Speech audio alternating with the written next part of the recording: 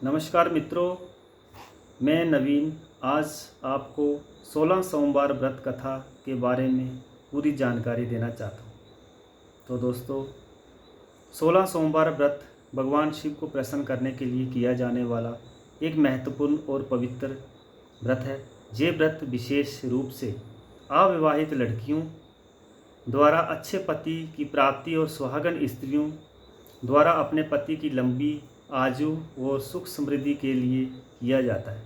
सोमवार का व्रत शिवजी भगवान को समर्पित माना गया है और इस दिन का व्रत करने से शिवजी भगवान की विशेष कृपा होती है। 16 सोमवार व्रत कथा के अंतर्गत भक्तजन लगातार 16 सोमवार उपवास रखते हैं और भगवान शिवजी की पूजना अर्चना करने कथा श्रवण करते हैं।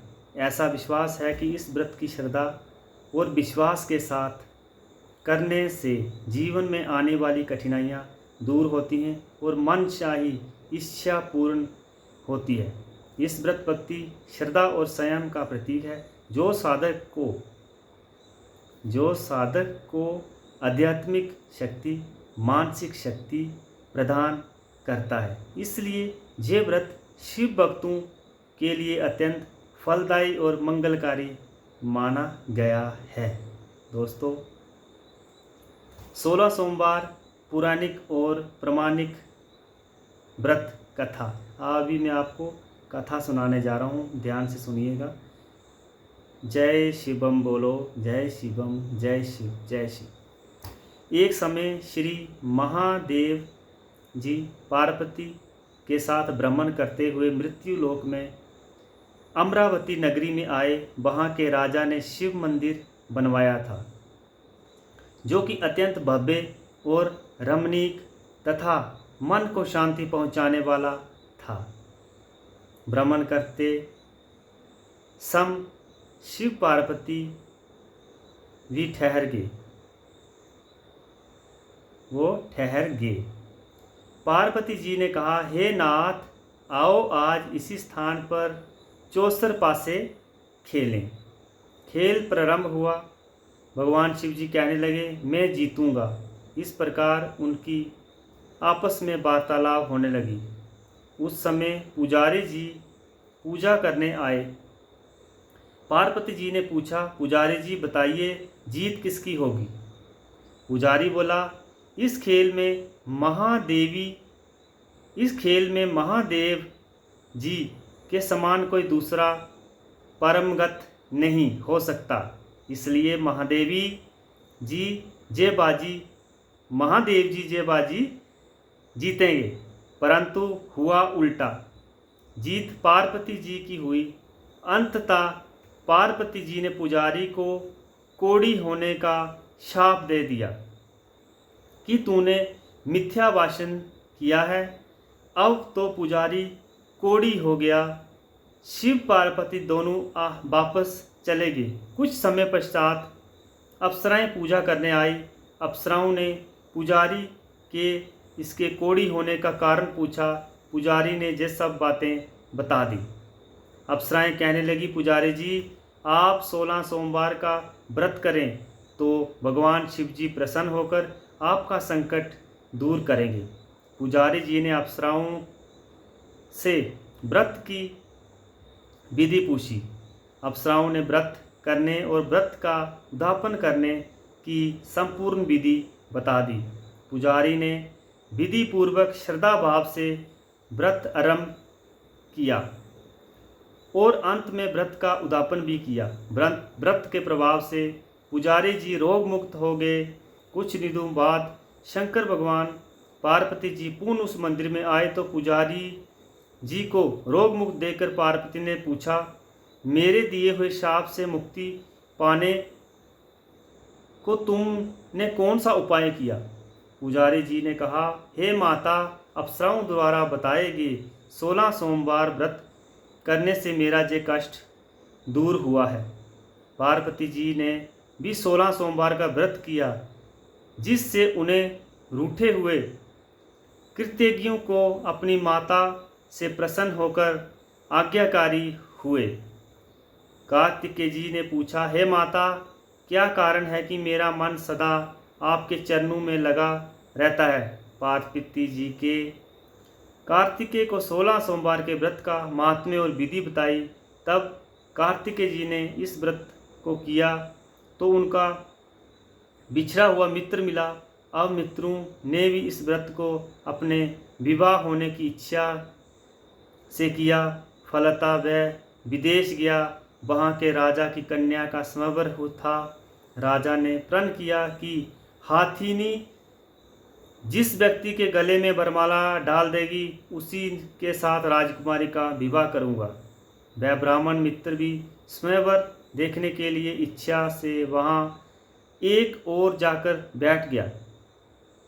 हाथिनी ने उसी ब्राह्मण मित्र को माला पहनाई तो राजा ने बड़ी धूमधाम से अपनी राजकुमारी का विवाह उसके साथ कर दिया। तत्पश्चात दोनों सुखपूर्वक रहने लगे। एक दिन राजकन्या ने पूछा, हे नाथ, आपके कौन सा पुण्य किया जिसके कारण हाथिनी ने आपके गले में वरमाला पहनाई।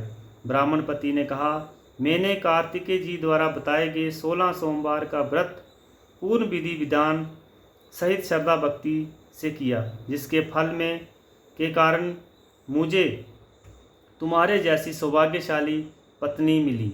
अब तो राजकन्या ने भी सत्यपुत्र प्राप्ति के लिए व्रत किया और सर्वगुण संपन्न पुत्र हुआ। बड़ा होकर पुत्र ने भी राज्य प्राप्ति की कामना के लिए 16 सोमवार व्रत किया। राजा के देवलोक होने पर उसी ब्राह्मण राजकुमार को राजगद्दी मिली। फिर भी वह व्रत को करता रहा। एक दिन उसने अपनी पत्नी से पूछा, सामग्री शिवालय ले चलते तो कहा, परंतु उसने पूजा सामग्री अपनी दासियों द्वारा भिजवा दी। जब राजा ने पूजन समाप्त किया तो आकाशवाणी हुई कि हे राजा, तुम उस पत्नी को त्याग दो, नहीं तो राजपाट से हाथ धोना पड़ेगा। प्रभु की आज्ञा मानकर उसने अपनी पत्नी को महल से निकाल दिया। तब वह अपने भाग्य को कोसती हुई एक बुढ़िया के पास गई और अपना दुखड़ा सुनाया। वह बुढ़िया ने बताया, मैं पूजन सामग्री राजा के कहे अनुसार शिवालय में नहीं ले गई और राजा ने मुझे निकाल दिया। बुढ़िया ने कहा, तुझे मेरा काम करना पड़ेगा। उसने स्वीकार कर लिया। तब बुढ़िया ने सूत की गठरी उसके सिर पर रखी और बाजार भेज दिया। रास्ते में आंधी आई और सिर पर रखी गठरी उड़ गई। बुढ़िया ने डांटकर उसे भगा दिया। अब रानी बुढ़िया के जहाँ से चलते चलते एक आश्रम में पहुँची। गुसाई जी उसे देखते ही समझ गए कि ये उच्च घराने की अबला विपत्ति की मारी है। वह उसे देरे बांधते हुए बोले, बेटी, तू मेरे आश्रम में रह, किसी प्रकार की चिंता मत कर। रानी आश्रम में रहने लगी, परंतु जिस वस्तु को वह हाथ लगाती वह वस्तु खराब हो जाती। ये देखकर गुस्साई जी ने पूछा, देवी, किस देव के अपराध से ऐसा होने लगा होता है। रानी ने बताया, मैंने अपने पति की आज्ञा का उल्लंघन किया। भगवान शिवालय के पूजन के लिए नहीं गई, उससे मुझे घोर कष्ट उठाने पड़े। गुसाई जी ने शिवजी से अपने कुशल क्षेम के लिए प्रार्थना की और कहा, बेटी, तुम 16 सोमवार व्रत विधि के अनुसार करो। तब रानी ने विधि पूर्वक व्रत किया। व्रत के प्रभाव से राजा को रानी की याद आई और दूतों को अपनी खोज में भेजा। आश्रम में रानी को देख दूतों ने कहा, राजा ने आपको बुलाया। तब राजा ने वहाँ जाकर गुसाई जी से कहा, महाराज, ये मेरी पत्नी है। मैंने इसका परित्याग कर दिया था। कृपया मुझे मेरे साथ जाने की आज्ञा दें। शिव जी की कृपा से प्रतिवर्ष 16 सोमवार का व्रत करते हुए वह आनंद से रहने लगे और अंत में शिवलोक को प्राप्त हुए। ये थी 16 सोमवार व्रत की कथा। 16 सोमवार व्रत की विधि भी आपको बता देता हूँ। गाय के शुद्ध कच्चे दूध और शिवलिंग पर अर्पित करना चाहिए। ये करने से मनुष्य के तन मन धन से जुड़ी सारी परेशानियां खत्म होती हैं। इसके बाद शिवलिंग व शहद को गन्ने का रस चढ़ाएं, फिर कपूर, इत्र, पुष्प, धतूरे और भस्म से शिवजी भगवान का अभिषेक कर शिव की आरती करना आपकी मनोकामना की पूर्ति होगी। इस व्रत में सफ़ेद रंग के खास महत्व है। व्रत वाले दिन सफ़ेद कपड़े पहनकर शिवलिंग पर सफ़ेद पुष्प चढ़ाने से व्यक्ति की मनोकामना पूर्ण होती है। 16 सोमवार के दिन शिव पूजा का विधान है। भोलेनाथ एक लोटे जल से भी प्रसन्न हो जाते हैं।